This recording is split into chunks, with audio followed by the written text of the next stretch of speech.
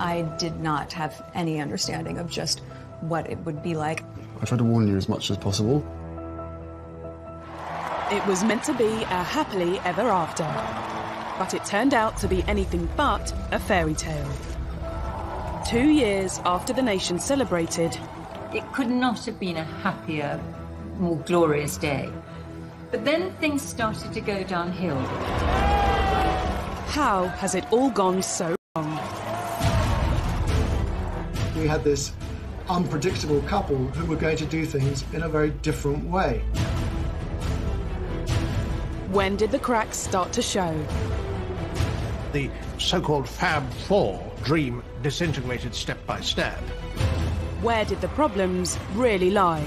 If you compare the newspaper coverage of Meghan to any of Harry's past girlfriends, it's quite shocking. They don't seem to be in touch with the mood of the nation anymore. And was it ever really going to work? It's not enough to just survive something, right? Like, that's not the point of life. You've got to thrive. As they try to start a new life in LA, they're going to war with an old enemy. Last night came the surprise announcement that she is suing the Mail on Sunday. It would be much better if Meghan and Harry simply said nothing. Were the signs of trouble there from the very start? And what does the future hold for Harry and Meghan? How celebrity are they going to become? How diluted will the royal brand become? Harry is stepping away from the life that he was born into. It has been 2 turbulent and very troubled years. They're like a drowning couple. The more they struggle to escape the things that they don't like, the more they sink.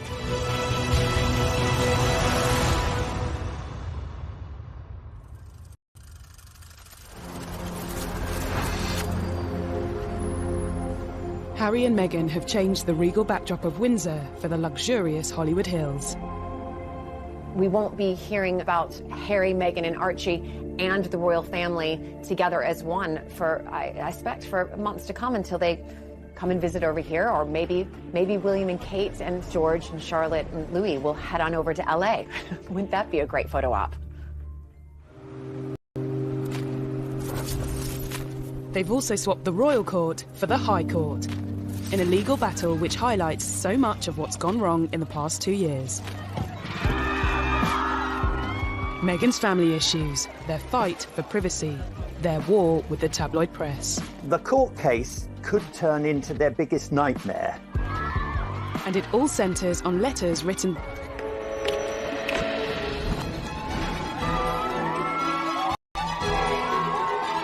Only 2 years ago, Harry and Meghan's wedding had been a day when Britain basked in the sunshine and the warm glow of a royal couple, all set to transform the future of the monarchy.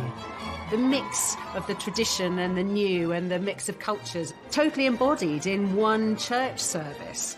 And billions of people watched that service and were moved to tears, both by the romance of it and by what it represented.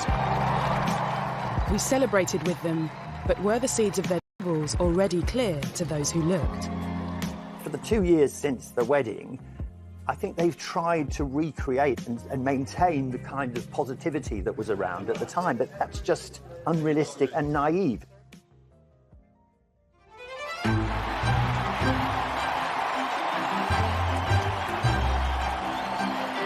Less than 10 years ago, Harry watched older brother William marry his queen. The future heir to the throne had officially settled down. But the younger prince didn't look likely to follow suit anytime soon. This was quite a difficult period in Harry's public image because whilst people loved the sort of cheeky, chappy image, once he was constantly being photographed falling out of Sloane nightclubs on the King's Road, people did start to slightly turn against him. Pressure on the prince's love life had also been building. After 2 long-term relationships came and went.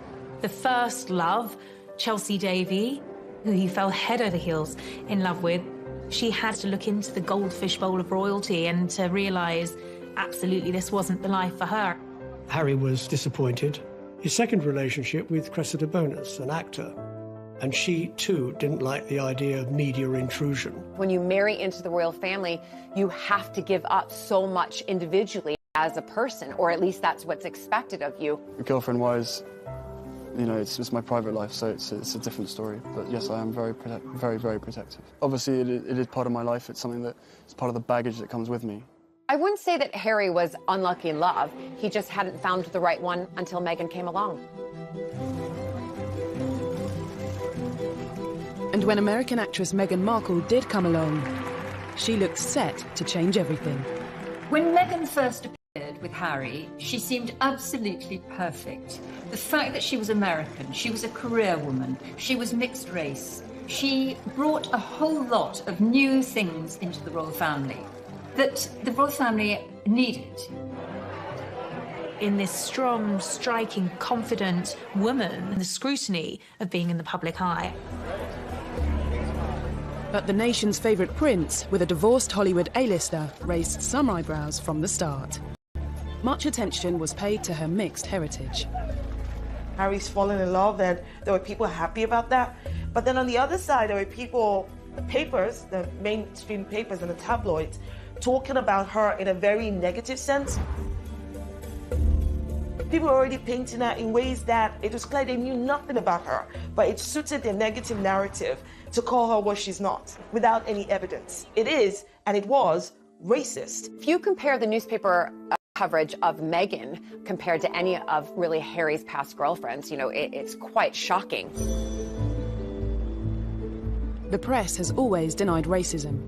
In November 2016, Prince Harry confirmed his relationship with Meghan in a statement telling the tabloids to back off. Looking back, was this an early sign that it wouldn't be business as usual? Harry issued this quite extraordinary statement attacking some sections of the media he wasn't going to tolerate, kind of invasive techniques that once surrounded his late mother. He couldn't protect his mother because he was only a small boy, but boy was he going to protect Meghan. In the explosive statement released via his press secretary, Harry also asked the media to pause and reflect before any further damage is done. This statement packed a punch. It was Harry speaking in a way that he had never done before, and he was talking about levels of harassment, unacceptable levels of harassment, how Meghan had been the victim of sexist, racist comments and commentary and negative articles. He was clearly a very, very angry man, and actually, to a degree, he had a right to be. Prince Harry has always had a level of mistrust towards the media. But this was one fight that was always going to have an unhappy ending. The palace thought it was unnecessarily antagonistic, and as though Harry was somehow spoiling for a fight. He went about it in an aggressively confrontational kind of way. You cannot control the media. The Queen has managed to reach a position where she's very rarely criticised, because when she, in the past, has occasionally been criticised, she says nothing. It would be much better if Meghan and Harry simply said nothing. A year after Harry's unprecedented statement, news broke that he and Meghan were engaged. The nation's favourite younger brother decided to give us all some good news today by announcing he was to marry the likeable Meghan Markle.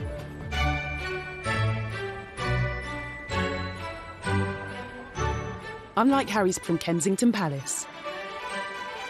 I was, of course, anticipating it, me being an American, who obviously I've married into aristocracy, and then to see somebody else, just to see how she would be on camera. And it was wonderful. What we're doing, just roasting chicken and trying to roast chicken. Trying to roast the chicken. And it was just an amazing surprise. It was so sweet and natural and very romantic. You could see she was just smiling the whole time and almost laughing several times throughout the interview. But even at what should have been one of the happiest moments of his life, Harry still showed some signs of anxiety about how his fiancée would be treated. I did not have any understanding of just what it would be like. I don't think either of us did that. We both said that, even though we knew that it would be. Yeah, I tried to warn you as much as possible. Both of us were totally surprised by the reaction after the first 5-6 months when we had to ourselves of what actually happened from then. So I think you can have as many conversations as you want and try and prepare as much as possible, but we were totally unprepared for what happened after that. The scrutiny. Well, all sorts. You could see that the old thorny issue of Harry's relationship The press was raising its head again. The news that the world's most popular prince was set to marry a Hollywood actress sent the world into a frenzy. Their wedding was an unforgettable day, but could this story ever really have a fairy tale ending? Things were said and done in the run-up to the wedding that both sides regret but had caused irreparable damage.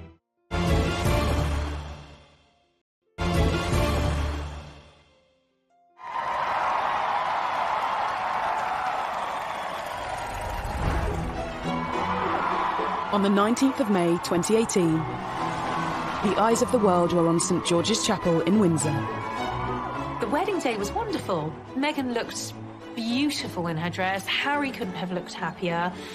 The ceremony itself was so vibrant, it was so new, it was so different, it was so unique to the two of them. And I think it was the start of something very, very happy and very, very special. Nobody can deny that the wedding day itself was sparkling. It was magic. It was like Disneyland. The couple were given the titles Duke and Duchess of Sussex.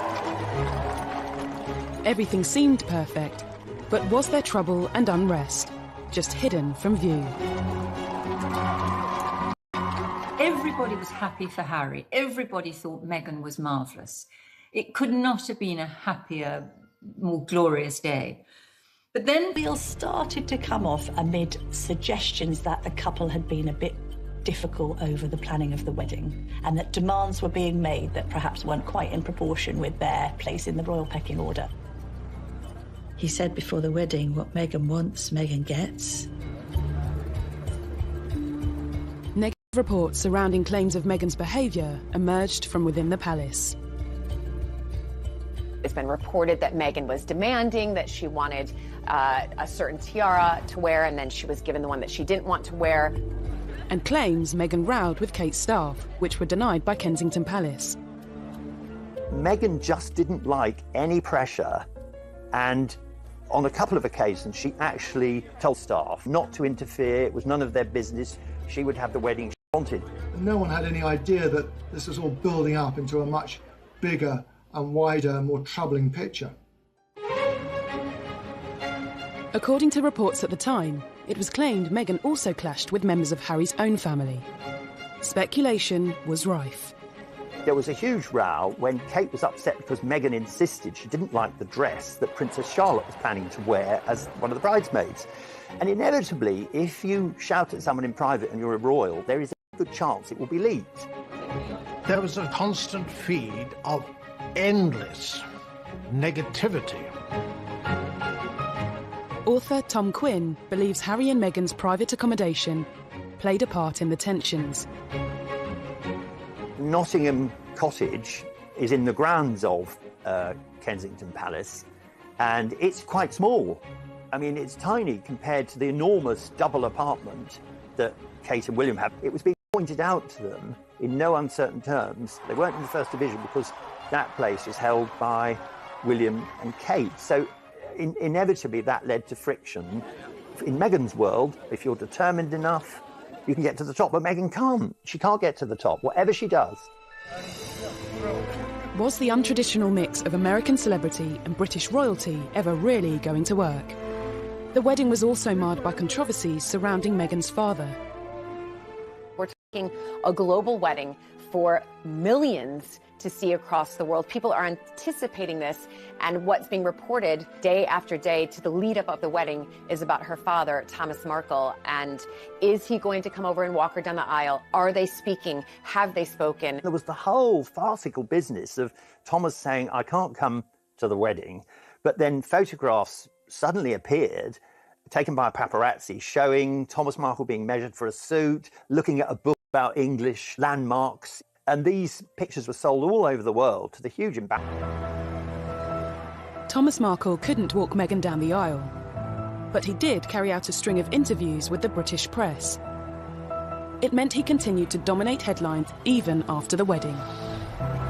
I'm a footnote in one of the greatest moments in history, rather than the dad walking her down the aisle. Millions watched this interview on ITV's Good Morning Britain as he explained why he staged paparazzi photos. They take all kinds of pictures of me that making me look negative. So I thought this would be a nice way of improving my look. Well, obviously that all went to hell. And I feel bad about it. I apologize for it. There seems to have been this toing and froing of mutual accusations where Meghan felt her father wasn't being sufficiently positive about the wedding, and Thomas Markle felt that there was no sympathy for him. Thomas Markle also discussed conversations he claimed to have had with Harry in private. I was complaining I didn't like Donald Trump. He said give Donald Trump a chance. What were Prince Harry's views on Brexit? It was just a loose conversation about something that we have to try. I think he was open to the experiment. But text messages presented as evidence in Meghan's upcoming court hearing have revealed what conversations really took place.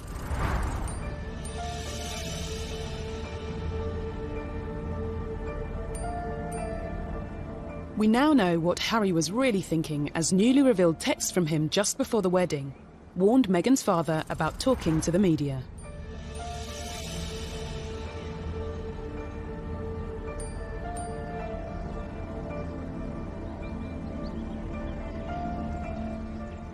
These text messages are actually evidence showing that they were reaching out to Thomas Markle, that they didn't close him off by any stretch of the imagination, that they were trying to contact him and speak to him.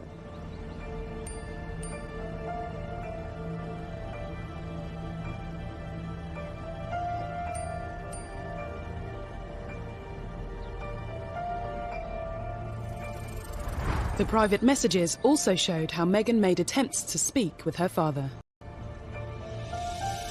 Not sure the royal family as a whole will be affected in any way by the publication of these texts, but they won't like the fact that Meghan and Harry have shown once again that they're not very good at dealing with the media.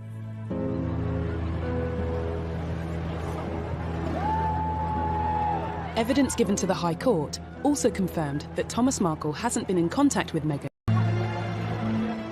2 years on, the extraordinary messages have lifted a lid on private royal conversations that are now being showcased to the public. Right now, Meghan and Harry are thinking, we're just going to release everything to prove to everybody what exactly and really did happen. I think that now that they have moved thousands of miles away from home, that they're not supported by that palace PR machine, they're more vulnerable, they are more at risk, they're more exposed now than ever. Debate over Meghan's relationship with her father was another problem in a growing list of troubles that followed the wedding. Could the most troubling issue of all be Harry's fallout with his own brother? One of the things that unquestionably adversely affected the relations between Harry and William, who were so close for so many years, was a series of rumours after the wedding.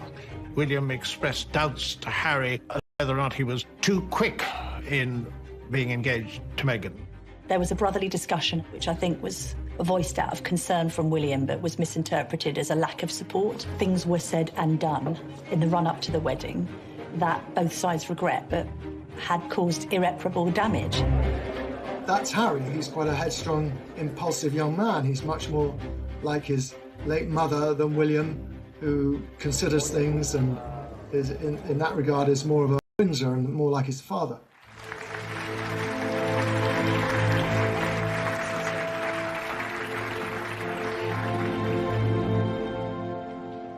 The alleged rift between Harry and William cast doubt over the future of the Fab Four, the title given to the brothers and their partners after they joined forces for the Royal Foundation charity.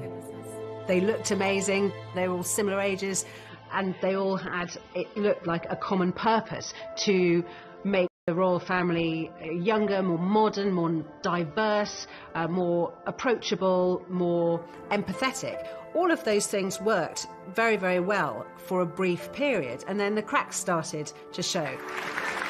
Had signs of trouble even been evident at their first public event as a quartet? Okay, the last thing you disagreed on, how do you resolve it?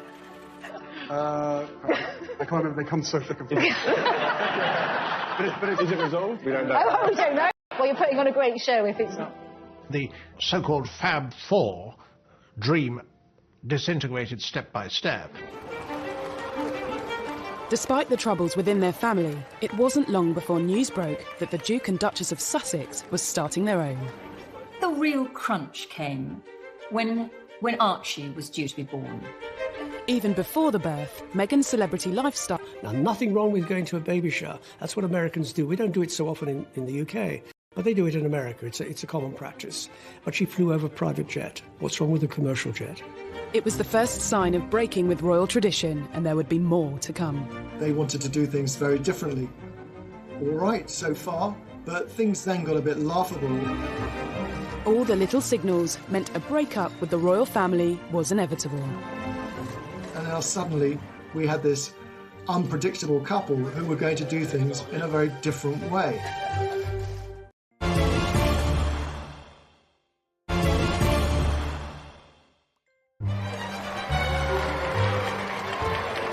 For decades, new additions to the royal family have been welcomed to the world on the famous steps of the Lindo wing of St Mary's Hospital in central London. But not when it came to Harry and Meghan's first child, Archie. I'm very excited to announce that Meghan and myself had a baby boy early this morning, a very healthy boy. The first public glimpse of the royal baby came 2 days after he was born. I mean, I have the two best guys in the world, so I'm really happy. He has the sweetest temperament. He's really calm and... I don't know who he gets that from. They were not going to follow the usual pattern of a royal birth. They wouldn't say, where the baby was going to be born or when it was born. They would make the announcements on their terms at a time that suited them. But at the same time, they were members of the royal family and they had accepted £2.4 million to renovate their house in Windsor. I think the public felt that they had a right to get excited about the birth, to maybe wait outside the hospital, wait for a glimpse of mother and baby and father to come out. But the public was denied that. That really rattled the press. They didn't like it. As well as denying the papers a front-page picture, Harry and Meghan also kept their choice of godparents private. Looking back, a telling sign that big changes were on the horizon.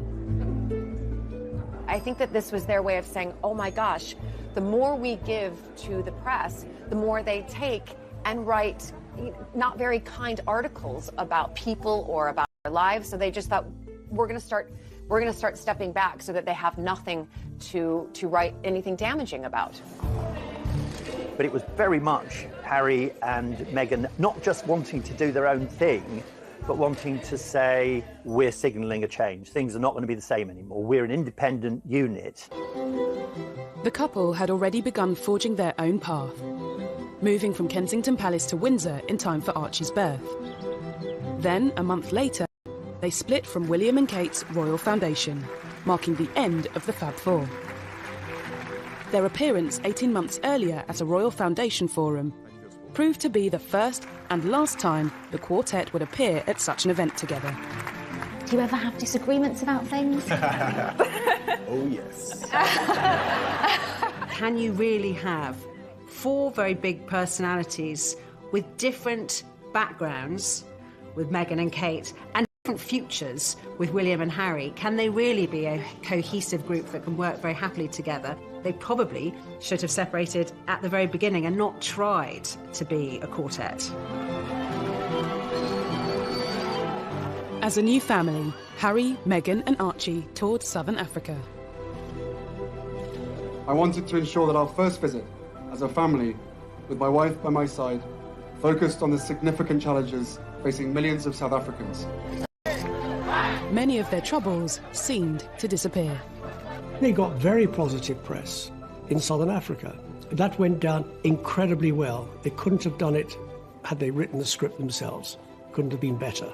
They were the golden couple sprinkling fairy dust all over southern Africa. And then at the end of that tour, they completely shot themselves in the foot. This led to the ITV documentary where they talked about being so deeply unhappy as senior members of the royal family, which hit the world like something of a thunderbolt.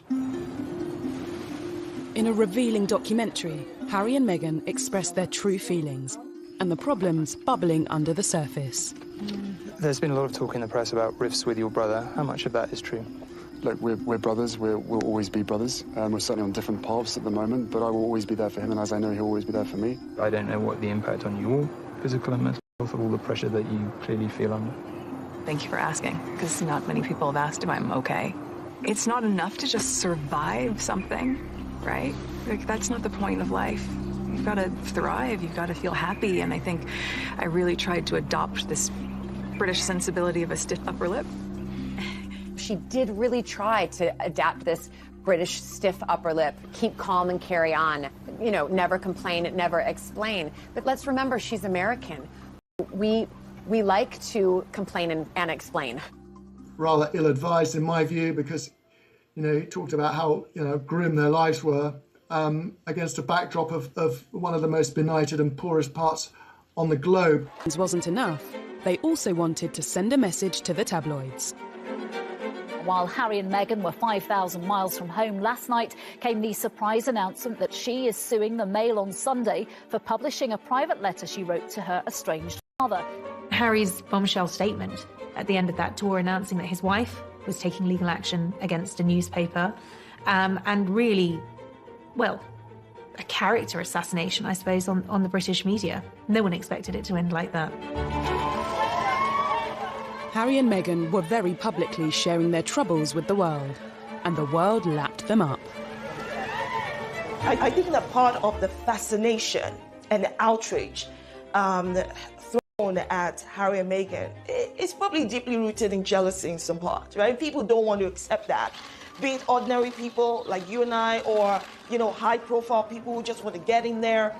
People think that Harry and Meghan is the next, I don't know, chapter or episode of Netflix's The Crown. No, these are real people. At Christmas, Harry and Meghan did things their own way again. They spent Christmas in Canada, not Sandringham. The only other time Harry had missed Christmas with the Queen was when he served in Afghanistan. And just 2 years earlier, the royal family had broken protocol to invite Meghan to the celebrations. Meghan was invited to Sandringham for Royal Christmas before they were even married. She is the only royal girlfriend to have been afforded that privilege. So I think the royals went above and beyond and did everything they possibly could to make her feel at home. But their decision to skip Sandringham in 2019 was a clear sign of an imminent and much bigger decision. Once Harry and Meghan had gone to Canada for Christmas, once it became clear that they'd taken their dogs with them, it became very, very obvious that they weren't coming back anytime soon. Just before Christmas, he and Meghan decided to have a pause and think about what they wanted to do. They went off to Canada, and when they came back, it was announced early in 2020 that they were going to remove themselves from royal life.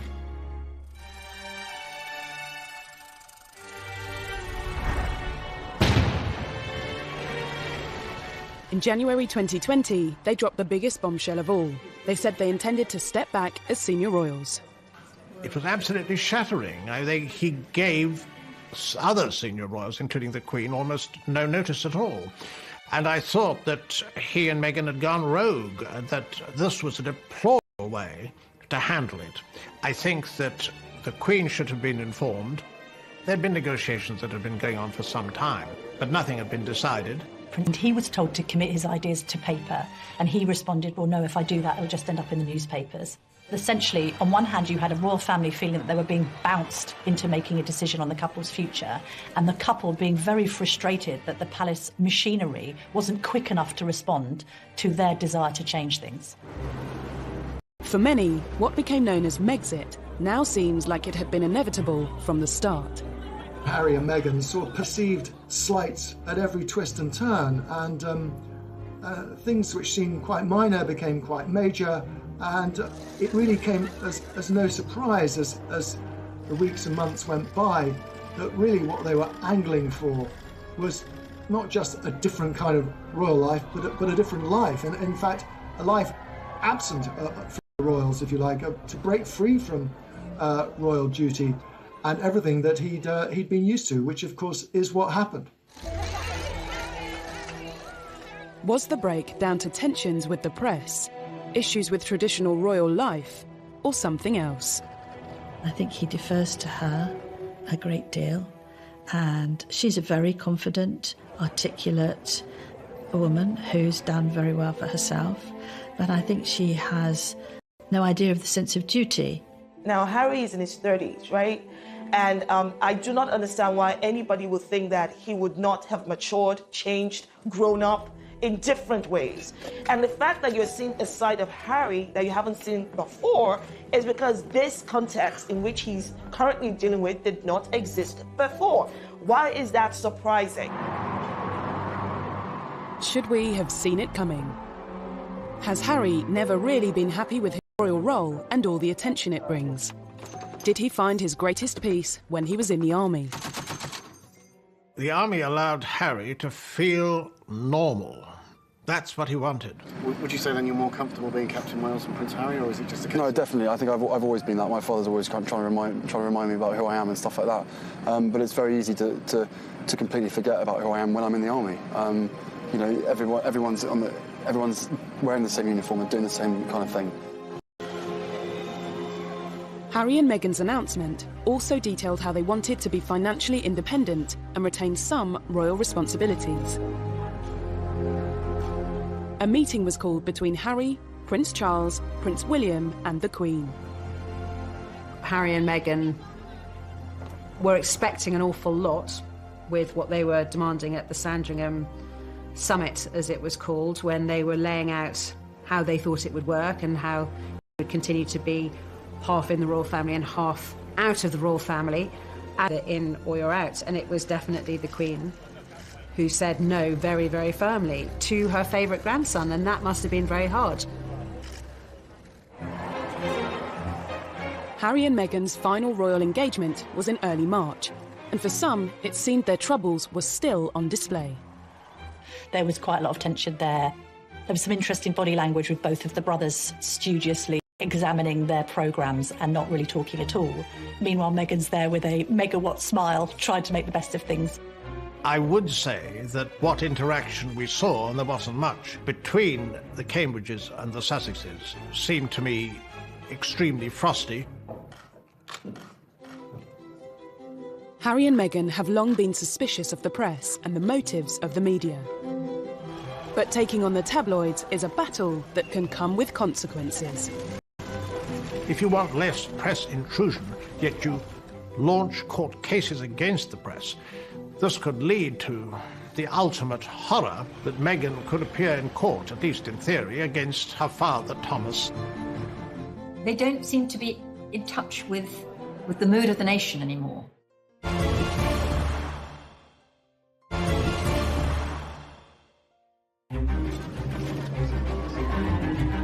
In the 2 troubled years since their wedding, Prince Harry and Meghan Markle have made no secret of their feelings towards the tabloids.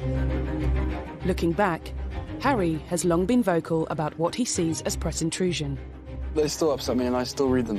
Why, I do not know. And so what do you think the public perception of Harry is?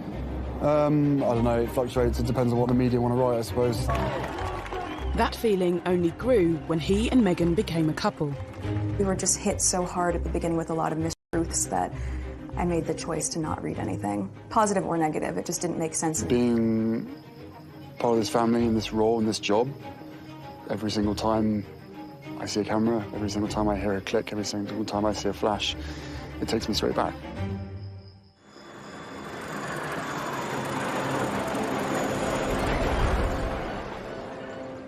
In a bid to distance themselves from the glare of the spotlight, Harry and Meghan went to Canada. I think the reason for this whole upheaval, I suspect, was that Meghan was unhappy here and Harry wanted to protect her and to make her happy. And I think she was unhappy probably because she had made some very big life changes in a very short space of time. She'd left her job, she'd left her country and all her support network in America. She had come to a new country, she'd married into a big family, and she'd taken on a new job, and she had had in under 2 years. People had been putting the dots together and working out that actually they hadn't just gone for a long Christmas break. They really had escaped, as far as they saw it, and had no intention of coming back. There was shock in the wider British public. I think there was dismay and great sadness that it seemed so drastic. Any plans for an easy transition across the Atlantic soon hit controversy. Canada said it would not foot their security bill following their change in royal status. Security has always been so important for Harry, and he's stressed this throughout the negotiations. But this will be extremely costly. It's like a sort of daydream. It's like a dream of an ideal world where they can have a private life and they'll be able to do whatever they want. There wasn't an easy way for them to be half in and half out royals. Just days before their royal status was officially due to end, Harry and Meghan's plans changed. As US borders threatened to close amidst the coronavirus breakout, Harry, Meghan and Archie made a dash for California. Harry, I think, decided, probably quite impulsively, which is in his nature, to get Meghan back to her comfort zone. Their original plans have sort of fallen in tatters. They've got to decide what it is they want to do, how they want to do it, when they want to do it, and where they want to do it. They've got advisors around them, and I hope they're getting the right advice.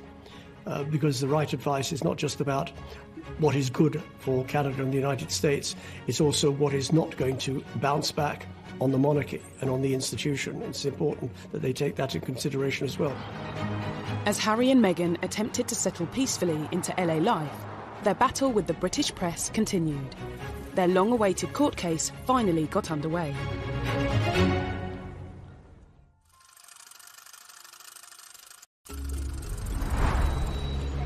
Meghan is suing Associated Newspapers for misuse of private information, breach of data protection, and copyright infringement, after a letter she sent her father was published by the Mail on Sunday. This is a private letter to her father expressing, her feelings, and having that released absolutely will cause distress on anybody. But to do so, she and Harry have had to reveal more personal information in court.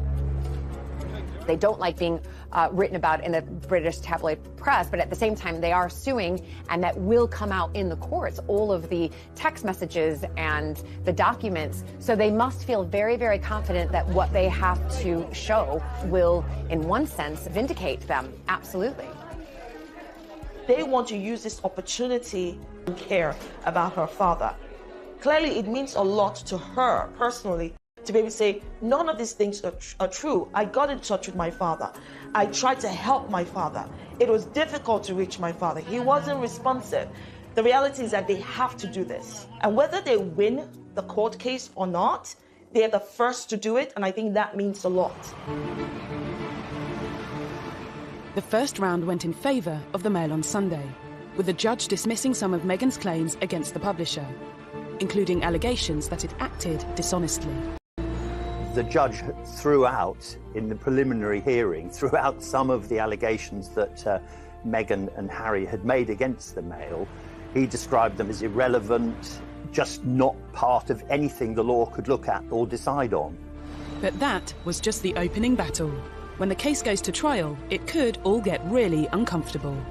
If you want less press intrusion, yet you launch court cases against the press, this could lead to ultimate horror, and that would be that Meghan could appear in court, at least in theory, against her father, Thomas, who has contributed to a great deal of the adverse publicity that they've received.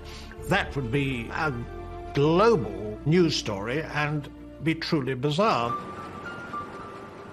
On top of Meghan's legal action, Harry has also filed a lawsuit against The Sun and the Daily Mirror for alleged phone hacking. I think Harry doesn't really like the press, and I think he often puts on a smile and a brave face, but deep down there's a loathing there. He's obviously trying to be specific with the Mail on Sunday's publication of Meghan's letter, and indeed he's being specific on hacking.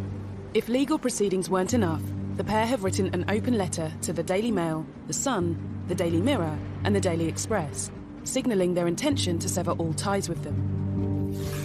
In the letter, they told the newspapers to expect no corroboration and zero engagement. Immediately it was picked up by the tabloids and into a story itself, and it made Meghan and Harry also, it made them seem petulant. They'll dig around even more furiously now for the sort of information that Meghan and Harry don't want to come out. So it will have the opposite effect from the one intended. The choices he's going to have to make moving forward. But that absence of palace protection, which he did find frustrating, there is a sense that even before Meghan was on the scene, he was growing sick and tired of being told what he couldn't do by the palace. I'm not quite sure what it is that they want. You're taking on a big beast if you go to war with the tabloids. They are very powerful, and they have the ability to make or break. The months to come are going to be crucial for Harry and Meghan as they start a life away from the royal... I think they are tremendously happy together, but there's no question that this is at a very high price. Harry and Meghan's life as a married couple at the forefront of royal duties in Britain lasted just 2 years. The couple's new life is here, Los Angeles. But it hasn't taken long for reports to emerge claiming Harry feels his world has been turned upside down and that he misses the military. When he did leave, he clearly wasn't ready or willing or able to completely sever those ties, which is why he's continued not just with some honorary titles and sort of bell whistles jobs, but he wanted to really continue to support particularly injured servicemen, both with the Walking Charity and with the Invictus Games. And that has obviously brought him a lot of happiness. I think that's the thing he's going to miss the most now that he's not in the UK. He'd be like a lost soul there. It'd be far worse for Harry in America than it was for Meghan in England, because he's not as tough as she is. It seems for Meghan, there's no place like home. Look at the photos when we were first kind of introduced to Meghan. She was in yoga leggings, she was in her Ugg boots, she was casual, and then all of a sudden she moves over here and she's in, stockings, or as I would say, pantyhose, wearing a dress, having to wear a hat, full hair and makeup, heels all of the time, and all of a sudden they've gone back to North America and she's back in her yoga pants and, her comfy boots and casual, and going back to how probably she has been living her whole life apart from this little blip when she was living here for, less than 2 years. Harry and Meghan are no different from some of us that pack up our bags and go live in Australia or New Zealand or move to South Africa or decide to go live in Iceland. When you get there, you figure out whether or not you're comfortable, whether or not you're getting what you want from the place. And maybe they plan to be there for a short while, for a long while. I don't know. And can I be honest? It's not my business. While the couple have been stateside, there have clearly been some things they've missed back in the UK. Reports claim Harry is back in touch with William, and the whole family video called the Queen. They did the Zoom call, on the Queen's 94th birthday with Archie, and, that was, accurately reported. This is her grandson. This is her great-grandson. So the Queen's always going to have a connection with Harry and vice versa. Even that was reported in two ways. Some viewed it as a cynical PR move. Others said Harry and Meghan can't win. They were simply showing they've not forgotten their family. I think Harry loves his grandmother, the Queen, in his mind first and foremost, along with protecting Meghan and Archie. Harry and Meghan may have very little control over what is written about them. But with a new bombshell biography on the horizon, is this a sign that they are trying more than ever to be authors of their own future? A tell-all book would really quite shock everybody. I don't think that they're really even worried about the damage to their reputation.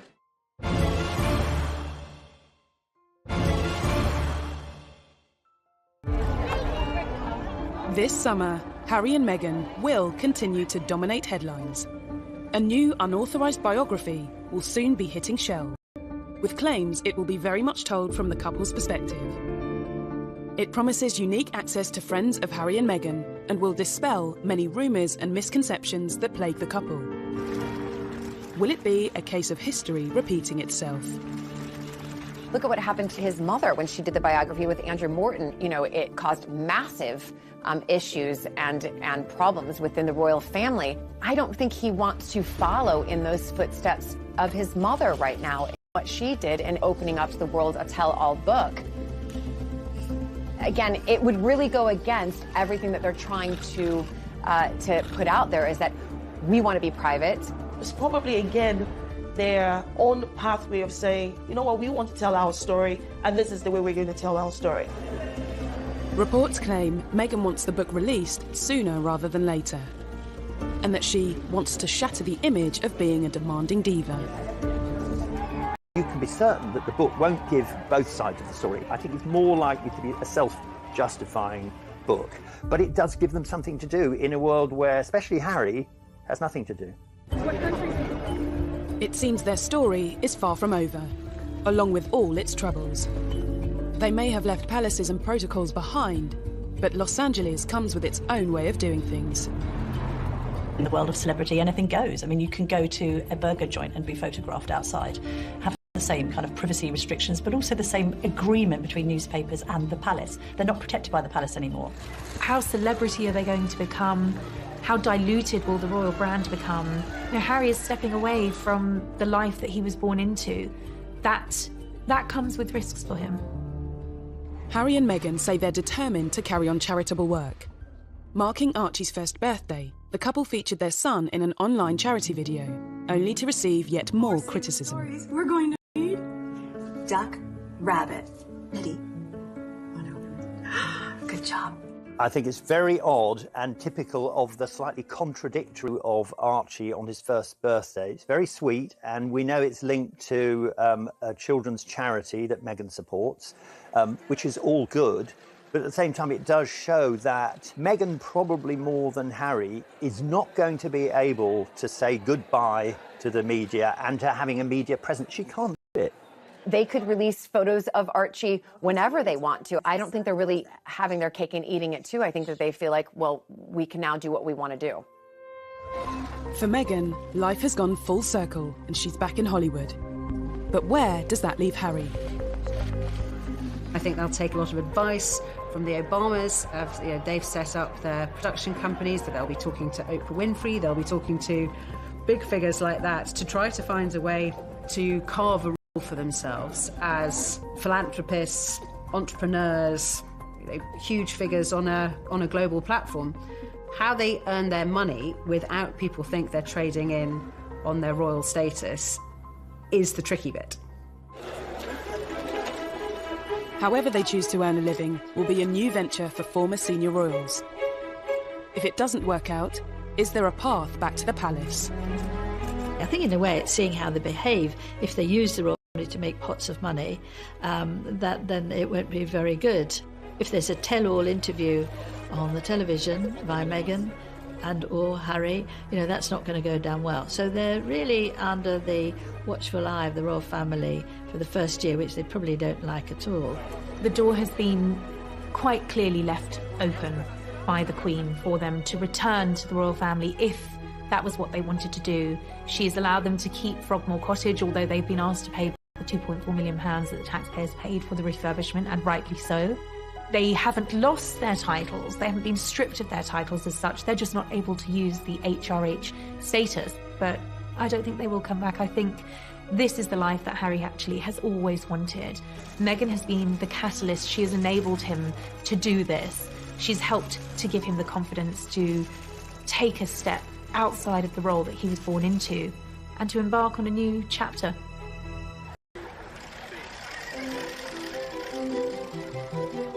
They may be at the start of a new chapter, but it's been a troubled 2 years for Harry and Meghan.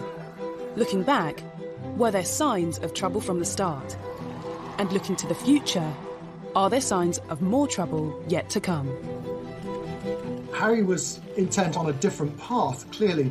I mean, I don't think he deliberately set out to upset the public, and quite possibly he hasn't. Although I do think a lot of people have become rather disenchanted with him and her over. No matter what, someone is going to be criticizing them, no matter what they do. They have this wonderful platform and they know it. I don't think they're getting very good advice at the moment, and I don't think they are thinking a lot of these things through. Harry and Meghan are no different from any other couple out there.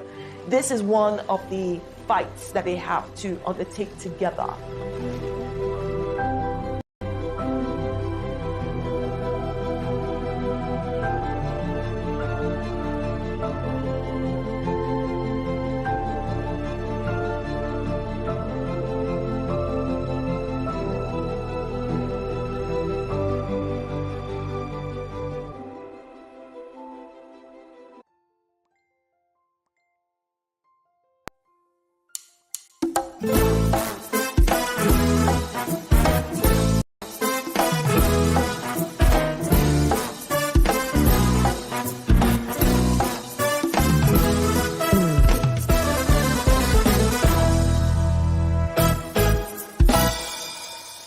Thuyền ngày xưa tôi thả những cành diều dây lướt trên bầu trời phiêu du cùng áng mây. Hòa trong gió tiếng sáng vang từ đâu, diều bay vút cao. Rồi cùng nhau chia tay chơi trò già dưới bầu cây già bên sân đình bãi sông. Làm cô dâu chú rể chiếc kiều la trò chơi rước dâu. Kỷ niệm xưa mãi sống trong cuộc đời tôi, thân tin tôi thơ. Rồi ngày tháng trôi đi, bao nhiêu mong ước xa xưa chỉ còn là kỷ niệm. Từng đêm tôi nhớ về cuộc đời đua trên bốn bề sầu lo, nhiều lúc ước mơ rằng được phép nhiệm màu đưa tôi về thuở xa xưa, bay cao cùng cánh diều đùa chơi với đám bạn.